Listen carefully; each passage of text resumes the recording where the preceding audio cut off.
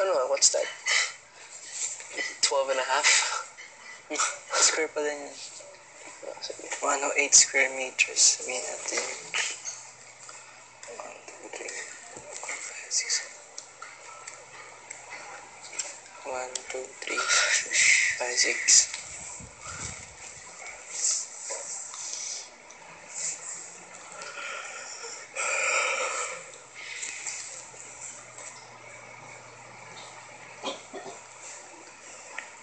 Kung di ka iiwanan, kung di papabayaan, o anong sa'yo ang daram.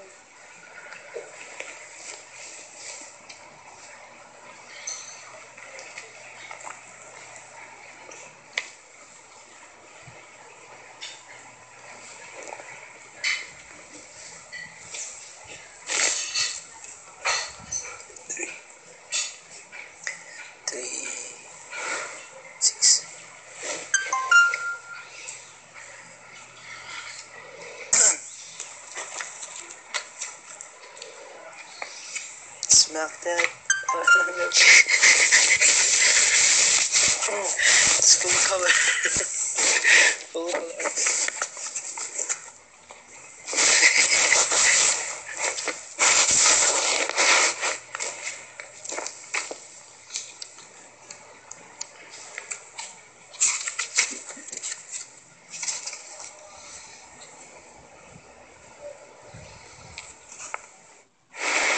Basta may mga taong may konting sinabi lang, tapos hindi nila alam ba na sobrang nakatulong yun.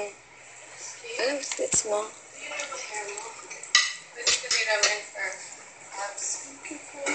It's okay. Abs ako ng konti. Tapos ang dami nila. Tanda-tanda ako yung mga mukha nila. Gusto ko sa labas na kasi sulit yung time na pasalamat sa kanila.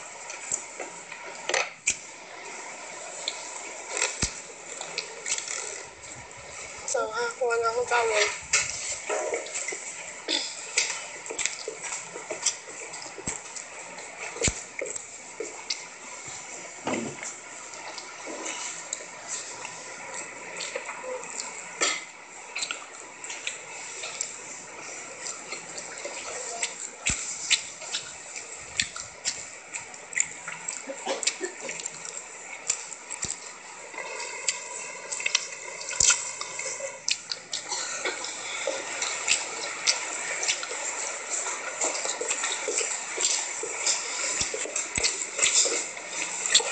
Uncle ko. Ang Davao.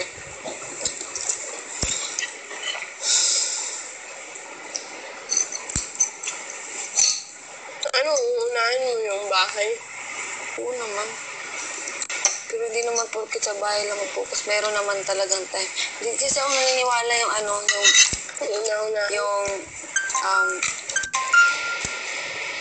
naman kami Ay, sorry, meron pa kasi akong pinopokus dito na. Hindi, merong paraan. Talagang, nung pagbasa ko noon, may nabasa ko sa libro ko. Sabi ko, oh my gosh, meron nga. Hindi ako, kaya simula nung nabasa ko, hindi na ako naniniwala ng walang paraan. Tapos, laging may paraan. Oo, yun. Parang, nasa sa atin lang. sasabihin. Basta,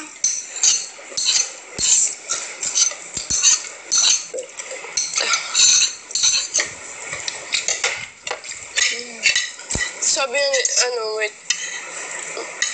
sabi nila, laging may choice. Kahit nga yung no choice, choice yun.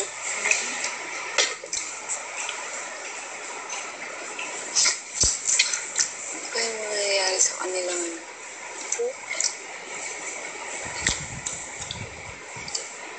Yung auntie ko, yung sa yung... Ay, ito! Simula nung bata ko, meron kaming, merong nag-aalaga sa amin. Si Tita Ikin. Tita Ikin, pangalan niya. All around siya, maglalaba, lahat. Tapos, tawag niya sa akin, palangga. Langga, tapos, Sabi niya sa akin, may sinabi pa nga siya, tanda-tanda ko pa, paano mag-artista ka na?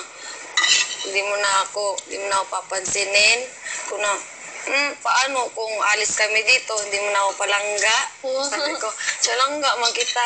At ikaw pa rin ang ano ko, ikaw pa rin pinakalab ko. Ganun kami. Kasi may mga lisa ako, siya naglilisa, lahat. Tapos, nung umalis ako nung second year, ay mag-third year high school, sobrang iyak na ako. Kasi hindi kami sanay mag-iwalay.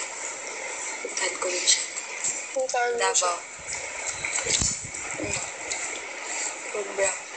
Sobrang lit ng bahay nila. Doon ako parati nakastambay. Kubo. Tapos, kita Ikin, anak niya si Ate Buday, si Kuya Simsim, Kuya Paulo. Lubuhay po kaya sa Kuya John, yung yung asawa niya. Ilang edad ka? 3 years old? Hindi. Hanggang sa lumaki ako, hanggang sa, siguro nag-stop, labandera na lang siya nung high school na ako. Ay, hindi. Hanggang grade 6 lang pala. Kasi marunong akong lumaba nung grade 4 ako eh. Grade 4? Laba? Laba talaga, natutuwa. Ganun. Tinuruan kami nung medyo gumagano yung namin. Wala kami pera. Pero okay lang. Kasi nagalit si Papa Joy. Hindi kami nag-ano. Tama naman. Tapos, sobrang saya namin talaga. As in, everyday. Ito pa. Lalo na kapag linggo, kasi walang trabaho, walang school, walang lahat. Sabado, wala. Papatugtog sa Papa Joy ng kasi yung mga linggo sa radyo, puro mga karaan ng mga song-song. Pagtugtog niya, oh, malam. Tapos, ibig sabihin gising na kami nila. Tapos, pagkagising namin, meron na niluto sa Papa Joy. Tapos, kain-kain. Tapos, nandiyan na yung mga uncle ko, mga pasaway na uncle, tapos kwentuhan, gano'n. Tapos punta kami dun sa mangga kasi may mangga kaming malaki. Tapos, ito ba si Kuya Junjun? Pumunta siya dun sa mangga, pagkuha niya sa mangga, pagbalik niya, yung gano'n yung mukha niya kasi, yun dito, bubuyog. Kasi bubuyog. Tawang-tawa kami nun. Tapos yun, pag mag-brand out, yung sinasabi ko, pag mag-brand out, parati na lang kami nagpintuhan hanggang sa magdamag. Tapos sabi Papa Joe, may tulog na, Mitchie, tulog na. Sige, lagi. Sila natulog na sila. Tapos sila Kuya Junjun, Kuya Randel, Kuya Lloyd. Sila nagkikintuhan pa rin. Sabi nila, ito, si Juan Pablo, at si Pedro. Hindi ko makakalimutan yan kasi parati nilang kinukwento sa amin. Tapos may tricycle pa kami noon. Strolling kami everywhere. Strolling there, strolling here. Tapos, alam namin yung mga kalukuhan ng mga kuya namin. Nag-check sila, gano'n. Tapos kami lang nakakaalam, di namin sabihin. Tapos, sinahatid nila yung mga nililigawan nila. So, sobrang masaya talaga. Tapos si Kuya Jimmy, pasaway din yan. Kasi marunong na siyang mag-drive. Sabi niya, May, tiktak, strolling tayo. Tapos may sound si namin, sidecar. Ang saya! I like that. Ako, Mitchie, Kuya. Tapos yung may nag-iilaw-ilaw pa, no? Ang partner, crime ko talaga si Mitchie. Sa ate Mitchie. Si Jimmy Boy naman, si Kuya. Silang partner, sa Dota player sila, si Mitchie, barkadista, dinadamay niya ako. Siya yung nagturo sa akin, uminom yun, second year high school ako. Sabi niya, try mo, May, ganun to, para hindi ka ma-ignorant. Sumuka ka. Hindi na, sumuka. Sumuka ba? Yung black na sinuka ko, kasi bawal ako ng alcohol, tapos talagang pangit ng lasa, pero pinipilit ko. Tapos yung kinis ko yung baka. Kinis mo? Yung baka. Meron lang. Oo, kinis lang yung baka. Kung alam ko lang yung suka na black.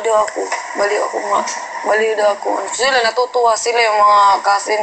Ako hindi. Naloko nila. Pero hindi alam ni Mama Ludi yun. Alas 12 na kaming lahat naka-uwi. Tapos, siguro alam na ni Mama na uminom ako ng wine doon. Nung may nanligaw sa akin, nagdala siya ng wine. Tapos,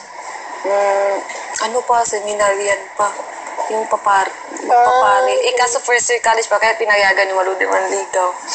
Tapos, Pero ako hindi ko siya type kasi may pimple dito nun. Pero una type ko siya pero may pimple.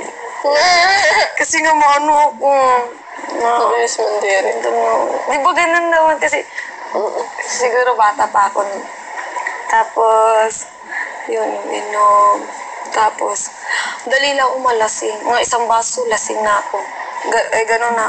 Dalawa. Ang dalawa, yun yung pinakagrabe. Ang cute mo.